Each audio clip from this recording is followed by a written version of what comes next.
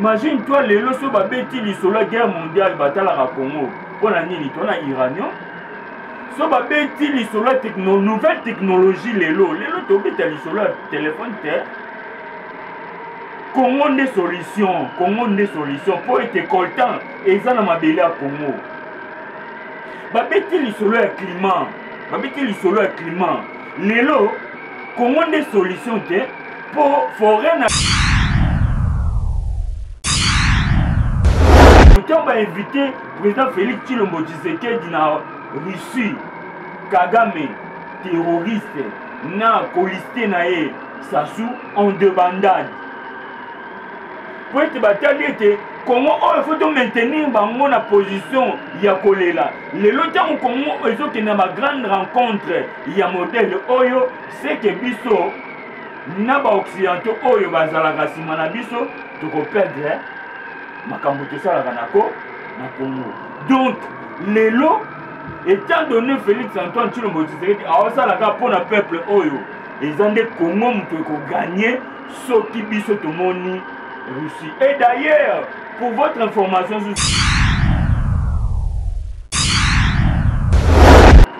francophonie Oyo bato babetila lelo irati combien de fois? Plus d'une fois. Mais tant Félix Antoine Tshilombo Tshisekedi a bêti le confinement ça. À lobby, il faut et ça l'a organisé. Lelo, bâti. Mote mingi ya sengo makasi ya kuzala susu oboso ya baetanto la bilo ya babozuli bakumalamu ya kolanda ngai libanda mboka na kati ya mboka. Natombe bino penza bolandi bolamu eze sika watu betaka masolo ya ekolo Congo taka masolo ndeza kitoko lelo to kobeta bino masolo nini penza Antoine Tshilombo Tshisekedi azokende kosala na Russie pamba te lobisi mokili elobisi pe bayimboka ekolo Congo to kobeta onka na kati ya masolo ko bouger te benga ba voisin bakota po masolo eza ekoyinda.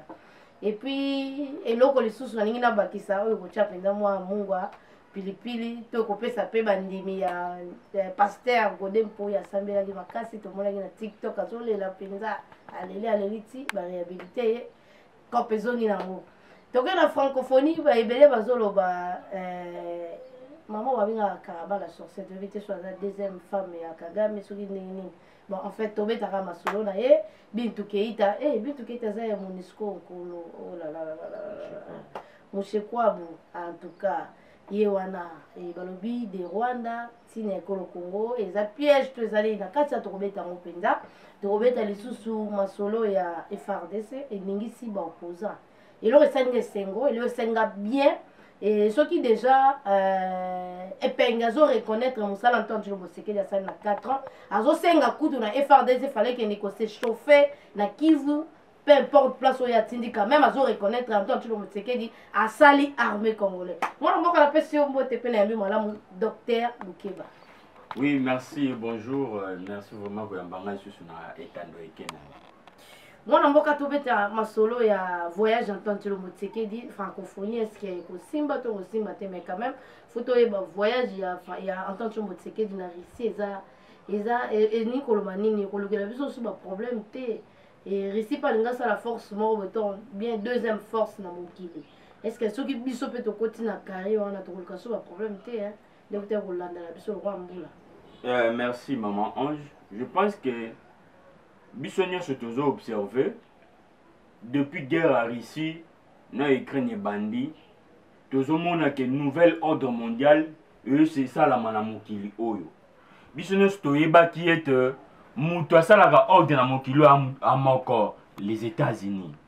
Yende mutando sala penda ordre, yende mutando chalwa na mokilo. Mais depuis un certain temps, tu comprends que malgré Azanaye mais batu mususu pe bazali pe o bako ganga pe mokili sa nini e bangi exemple ane guerre à Russie et a prouvé na monde entier que Russie na yemoko a la capacité à paralyser mokili mobimba.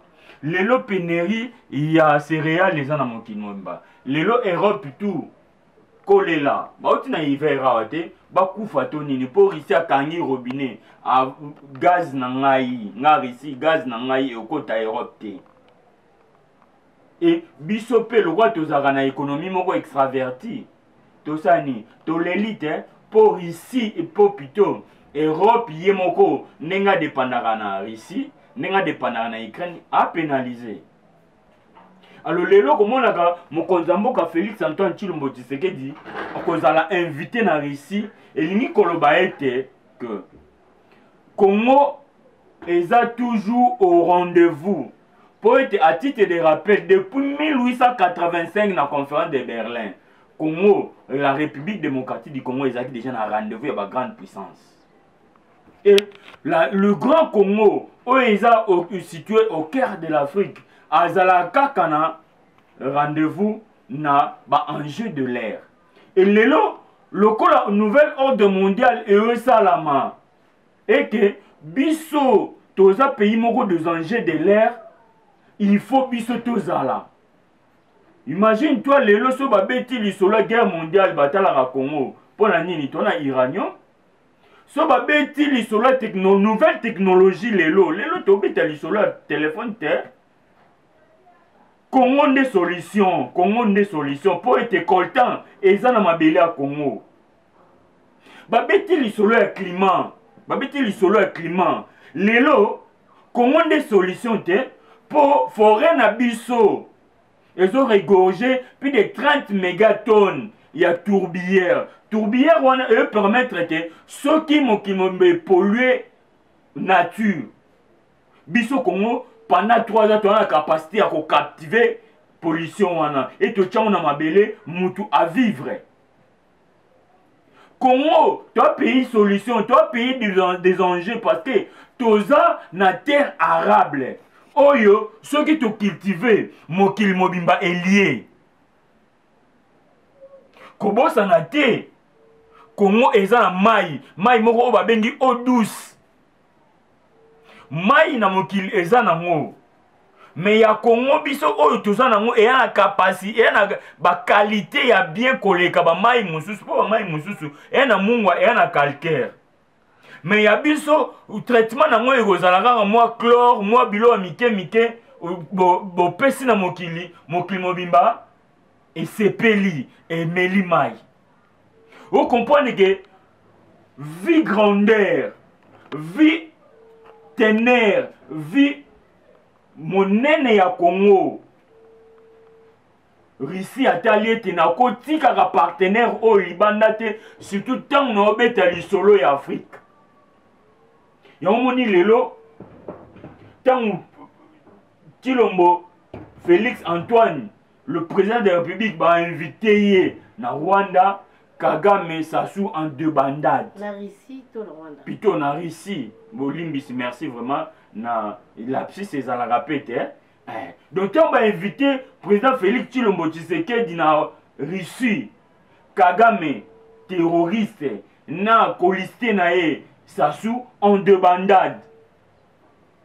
Pour être bataille, comment il faut maintenir la position ya kolela. Le longtemps Congo il faut qu'il y ait une grande rencontre. Il y a modèle Oyo, c'est que biso naba occidentaux Oyo bazalaka sima na biso to perdre makambo to sala kanako na Congo. Donc lelo étant donné Félix Antoine Tshilombo Tshisekedi a salaka pour le peuple Oyo. Ils ont des Congo qui ont gagné ce qui biso tomoni Russie. Et d'ailleurs, pour votre information, pour l'information, après Russie a quitté Ukraine. Ukraine, Zelensky a l'éli à l'objet, il y a na Russie. Pour être, na motomoni ba capacité, il y a médiation na Tchad. Le Tchad ezaki au Kabwana. Le Tchad est vendu, Belgéranie, ça va vendre Sikamoko. Soda na civil, soda ndimi kengai, soda na postulé na tikeli civil. Ni so na médiation ya mokonza mboka te, ya momoni Zelensky. Tango yokete Félix Tshilombo Tshisekedi akoza na Russie, yé pa belimbela. Tango koleka, leka peshe ngai. Pour peut-être oko yé la biso solution oyo, baoccidentaux na autant bazoya nango te. Donc c'est que invitation ya Ukraine ezolakisa ke eloko eza nango kuna te. Mais quand même moi sagesse o bakuti nango pas entendre le Tshisekedi pour bango nde auto confirmer et manque ya lobby et fonctionnement Tshisekedi tisiko bango ba comprendre nango te civil akoki ko organiser armée na 4 ans te lekela bango. Donc toloba Ukraine a komi pa na moi elika ete entendre le Tshisekedi ako bakisela bango moi eloko ezangi nango ndeko 11 koya na bokonza mboka oyo ya Félix Antoine Tshilombo Tshisekedi na pouvoir bato abenge patin bato abenge placebo mais lelo tango a déroulé politique na ye bato abenge nan dictateur yango moni Eman Cohen ancien secrétaire d'état américain abi te akoki ko se retenir te asanzi abi na comparer Félix Tshilombo Tshisekedi lokola tortille amibombi na kati soki abimisi mutu tango azo agir mokili mobimba ezozala confondi bazozala étonné boyeba ko catégoriser Félix Antoine Tshilombo Tshisekedi te poani stratégie oyo ayotia en place eyo bouleverser mokili mobimba et bakalite mibale eyo caractériser ye eza honnêteté et sa sincérité. Lelo, honnêteté à Félix Antoine Tshilombo Tshisekedi et confondre Mokili Mobimba. Tant que sali deal naie, tant que sali coopération, même la relation diplomatique nyonso, aucun de côté ba partenaire ba oza rassurer pour nani ba omona na kati ya Félix Tshilombo Tshisekedi honnêteté na sincérité. Yango moni ngai na lobaka mukolo biso nyonso tokozwa élan ya kokoma honnête pe sincère komwe okende liboso. Zelensky komonaka ba valeur wana na kati ya Félix Antoine Tshilombo Tshisekedi alobi te mutu oyo ko aider biso to si sa guerre ona kimia ezaye. Pardon, président Félix Antoine Tshilombo Tshisekedi soki outi Russie na yebi ke bokosolola en privé na Poutine. Les capes kotoyo pour peut-être na canal na yo et si ka France a cogité Angleterre anglo autant na ba occidentaux ba cogité peut-être yo oko kokayango espoir ya Zelensky et tigalika na mutu moko Félix Antoine Tshilombo Tshisekedi yango moni Sassou malgré ko umelane na pouvoir Kagame malgré ko umelane na pouvoir po bango mibale moko a esclave ya Union européenne mususu a commissionnaire ya communauté internationale malgré ba rôle ba jouer moyen Zelensky a bango mutema ezate po honnêteté sincérité ezate ba valeur wana ba retrouver ngo epa na bango te lelo Zelensky espoir nenyoso etikala na Antoine Félix Tshilombo Tshisekedi.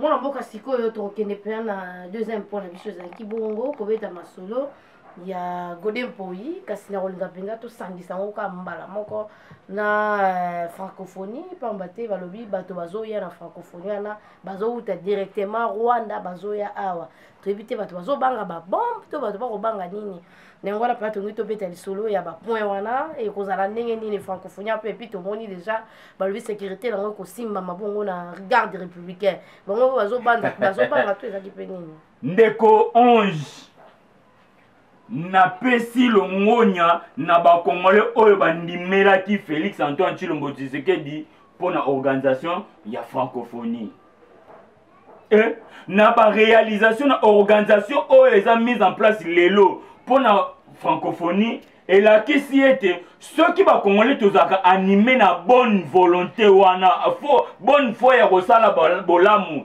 kongo tokosala makambo oyo kokamwisa mokili mobimba. Francophonie oyo bato babetila lelo irati combien de fois? Plus d'une fois. Mais tant Félix Antoine Tshilombo Tshisekedi a beti liko finalement ça alobi il faut ça la organiser lelo ba athlète congolais ba okende susu na bamboka ba payate koluka kolue ba salle pour passer à l'entraînement en vie à préparer ba compétition internationale na bango. Neto faka bisolo nani Léopard qui libanda qui ne kosala l'entraînement là on comme dans la babilo on a oui ça la gymnastique est na un standard international. Salle ya piscine ya natation lelo tozwi te depuis mokili ezala mokili Congo ezala Congo nanu tozwa piscine ya natation te lelo mutu nyonso azwa aspire kosala natation na Congo esika ya kosalela yango eye tokende na inikini sont des preuves de matériel oyo ba outil oyo ba infrastructure oyo ekotikalaka ya ba Congolais. Lelo sala basket wana mutu mbodi ke mepe akouta États-Unis azui ba équipe ya handball ayena bango na Congo bakobeta sans complaisance sans complexe po ete lelo Congo akomi na infrastructure oyo ekokani na oyo babetelaka déjà kuna na États-Unis eza grâce ya francophonie et biloko nyonso wana en plus de ça francophonie eyeli biso makambo oyo tomona nanu te. Imagine toi babeta lisolo Congo pays ya guerre moyen kokende na Congo eza te po eza ka pays moko na guerre mais francophonie ko permettre plus de 40 nations na mokili ba ye na Congo ba ye ko sakana yango na osenga ba Congolais oyo ba mesana ko torpiller image ya Congo libanda bazwa ba changer ba bongola motema po image obiso tokoteka ya Congo yango nde libanda ekokanga te. Siko le problème, le grand problème est nini francophonie ezaka réalisé na comité ya organisation oyo ezo gérer mandat wana en l'occurrence na mandat oyo eza rwandaise moko boye ndeko ya terroriste Kagame mutu ao gérer francophonie. Normalement lancement ya activité eza nde comité de gestion non siko problème eza ayato ayate ceux qui ayete ngana komona ete makila ba Congolais et au travail na mémoire na ye oui kasite eza neti ngai mama nazo nyokola mwana ya mbanda jour mwana mbanda kozwa mosolo ngai mama na nyokola ye na kozana courage ya kokende kosenga ye mosolo malgré le ridicule n'est pas na Congo mais culpabilité oui mais culpabilité ekolanda ye yango moni mushiki wabo akoka koya te biso tofongoleli nzela yaka po ete yo nde mutu représenter francophonie na minute mais ye akoya te ye akoya te mpona nini culpabilité ya bakongolais makila bakongolais otravaille bango etravaille babomi bakongolais ebele depuis babandi koboma bakongolais ozwi première guerre mondiale deuxième guerre mondiale ozwi génocide ya Rwanda osangisi banombre de morts na oyo basali na Congo ekokani te plus de 12 millions de morts na Congo siko charge wana oyape esika ya batu oyo epa ya batu oyo bomi yango moni ba réseau communauté na goyate o sécurité eza bien assurée malgré badongolo misu balingaki ba saboter yango ko créer insécurité na kidnapping ko créer insécurité na kuluna mais lelo yo moko moni capacité ya dissuasion oyo FARDC akomi nango yesali ete Eman Cohen akoki ko se ressaisir te abi ce n'est pas un civil akoma na ba capacité oyo tomoni na Congo depuis 30 ans biloko oyo salami pendant 4 ans et salamate organisation armée oyo batu bamoni eleki Eman Cohen akoki te atatoli makila ya ba Congolais et travailler moral na eza kimia te po de comprendre ce qui aujourd'hui nombre de morts ya première guerre mondiale deuxième guerre mondiale au sangisi na nombre de morts ya génocide au rwandaise au babeta lisolo ya génocide ya Rwanda au sangisi nyonso kokani na oyo et salami na Congo te et na nyonso batio devant un fait accompli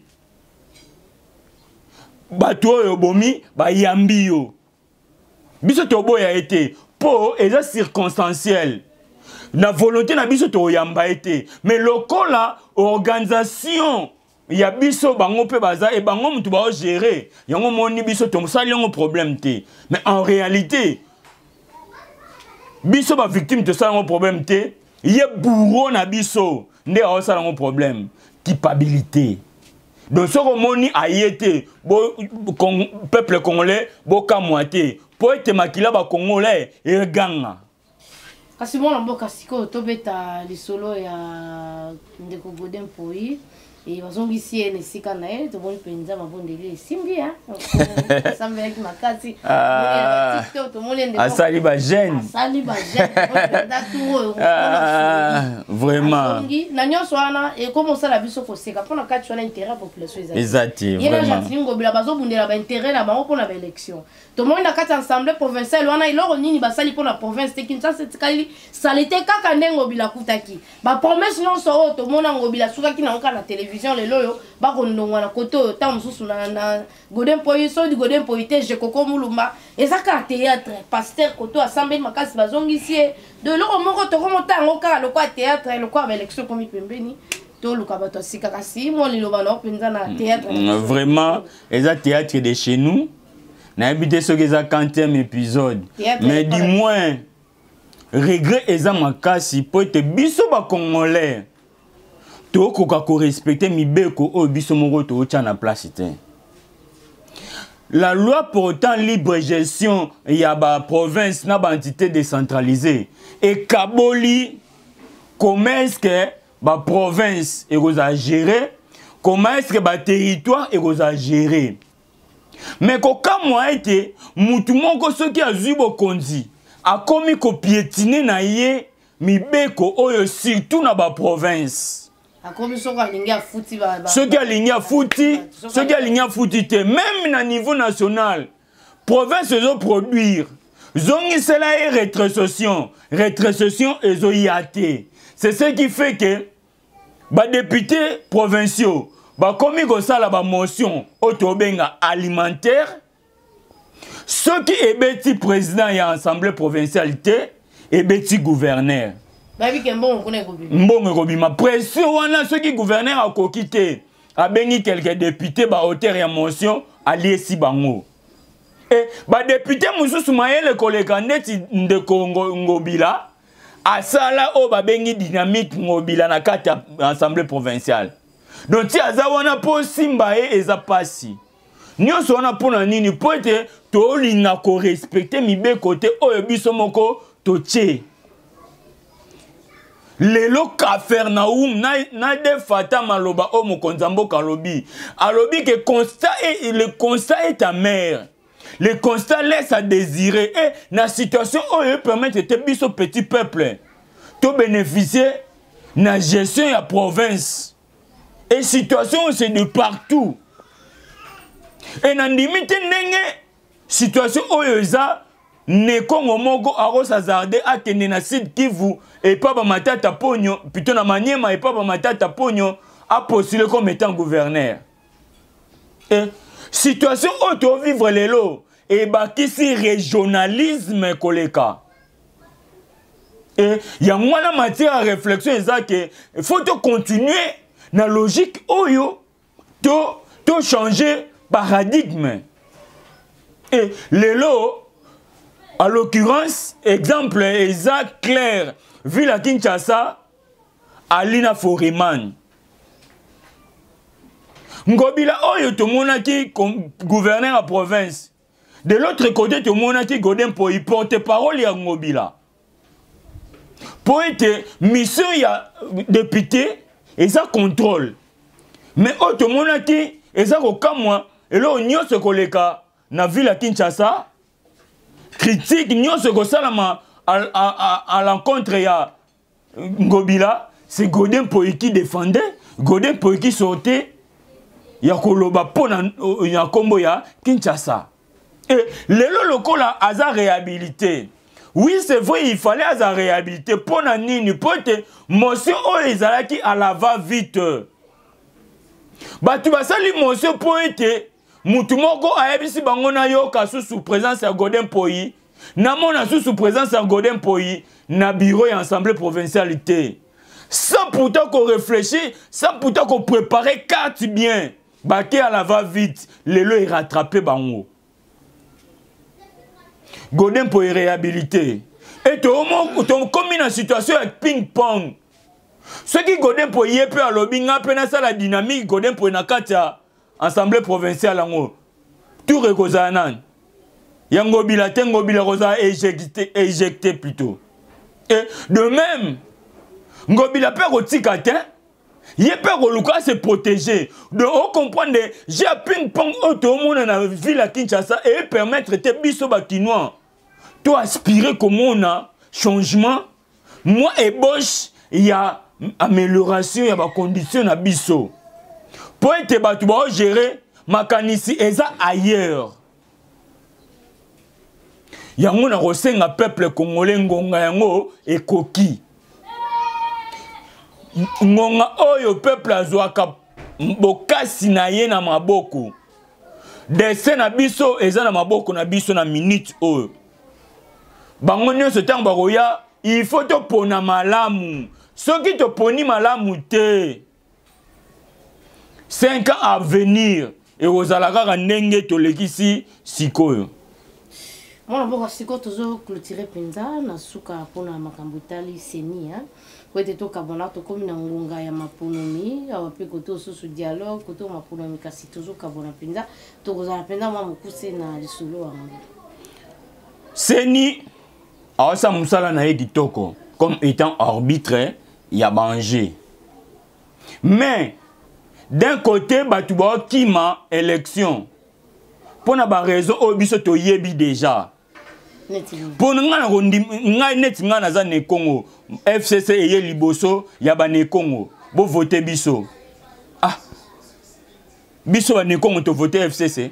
To voter bango te pour ani to yebi massacre oyo basali na Congo central ya Bundudia Congo te. Sikoyo babilo kwa ndengwana eza partout na Congo. Et lokola ba yebi ete Congolais repesa bango criticité, confiance te, ba mikimeli déjà. Mais raison eza to lingi biro ya kadimate. Oh. Ceux qui bolingi biro ya kadimate. Pona nini ba batu ba vota kika kadima. Pour kadima auti na élection ba confession religieuse. Donc, tu comprends qu'en réalité, et ça va raison, ils ont tenir debout. Tout le monde se va mettre l'isolé à fichier électoral. Fichier électoral, pour la CENI, ils ont devoir moko énorme. Pour être, tant qu'on a sali enrôlement, il faut aller, nanya s'enrôler, na ba doublon baza combien, na mike, oh, comme na âge à voter, te ba combien, photo de photo, ils ont boni. D'abord, il y a mon seni audit interne et ça la marque déjà. Et ce total, il y a mibe qu'on a besoin nyonso. Et si comme mon côté person ça, seni a une obligation de ça là, audit n'a pas challengé. Audit interne oui, parce qu'ils ont garantir seni sérénité nango. Externe, c'est na raison il y a transparence, il y a un bengi batu ya libanda, mais kozanga mosolo ya ba candidat mususu et sali ete ba kima maponami et na ko kima ka maponami ba luki pe raison moko teni débouté fichier électoral ngana kamwe pendant que to sali yango bazo kima ba yena logique wana po ete ba benda élection to glisser yango biso to lobby biso ba congolais to lobby glissement exaté. Lokolo kimi élection, kima élection, mais pika pe lokola IDPS na papa nkondo Etienne Tshisekedi de reste mémoire. Pour biso nde to meka to koka. Nenge bango ba kimi élection, ba mekite, est-ce que ba koka? Pour risquer 2028, bazaka soute ba kima, ba kokite, ba limwe na circulation, ba kokape. Mwana mboka siko totondio matono mingi pour la mandeko balandi opesa bango penza to kotombela bango mokolo soki ozape butu eza malamu ça dépend la baeuro bango bakozwa mpenza émission yango po ete tokabwana na bango naosenga vigilance na peuple congolais lisu likolo ya lisu biso nyonso toyebi ete complot moko machiavélique esalama na stratégie ya encerclement po ete bacomprendre lisolo ya es eza pasi po éjection ya plan ya balkanisation esimba éjection wana ezalaki il faut esimba dans 2 ans 1998 1992 1998 ekozala l'accord à l'Emera elobi yango ekozala des logements de gré ou de force ya population congolaise oyo eza na nord Kivu Sud Kivu Ituri étant de logement kosalama transfert ya ba population nilotique et occuper territoire wana mais bamoni ete congolais apesi bango ndingisa wana te balingi ba distraire peuple congolais koya ko créer biso insécurité na kati awa po ete stratégie ya encerclement oyo bango ba tia en place biso ba congolais to yebi yango déjà to yebi ete James Kabarebe c'est le concepteur c'est le coordonnateur il y a exécution il y a plein balkanisation au Congo mais auti na Centrafrique et lelo to mona Sassou na Kagame Musentina Mukabate baza wana po ete bayebi facilité ya kokota ya Congo eza makasi na Centrafrique de même na Congo Brazza et na yango biso nde ba Congolais faut s'organiser to définir bien avenir ya Congo et longonya na mukonza mboka po ete kotambolaka ya FRDC na nzela ya Kinshasa elakisi ete to après baya soki baye ba okutanaka na biso e ba kokokaka te to ye bayeba ke banda mokile bandi tie kosuka Congo ekozalaka balkanize te e ba plan nyonso ya bango toyebi yango bakota ba okutana na biso totondi wa matondo mingi totondi bino openza matondo mingi ebozwaki libaku malamu ya kolanda biso Junior Kapa ya siba caméra ya Tindika télévision et na basalisi ya chaîne ya Tindika télévision répétition me papier sadi et na pesi bino mbote pe matondo mingi na biso ebozwaki libaku malamu ya kolanda nga po ete tokutana lisusu mbala sima